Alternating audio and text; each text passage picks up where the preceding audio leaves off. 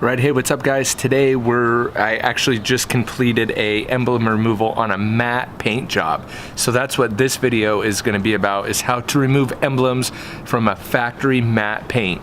The process is pretty much identical to doing it on a regular painted surface, with the exception of you're obviously not going to use a eraser wheel.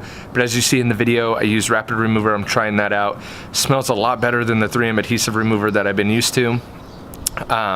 And you will also see that I didn't use a heat gun, and the reason is the car had been sitting out in the sun. The sun was to the back of the emblem, actually already heating up the adhesive, so I just wiggled it with my finger, as you'll see, and then went straight through it. I'll list all the products that I used in the description below, and I hope you enjoyed this video. Process is very easy. Basically, you're heating the adhesive behind it. You don't want to make it too hot, just like you would not want to do with a factory paint, and then a fishing line behind it to get the emblems off and just leave the adhesive. On painted cars, this is where you may use the eraser wheel if you need to. Granted, this car was brand new and hot, and it had the matte paint job. It was paint, not vinyl, so I didn't want to mess with that at all.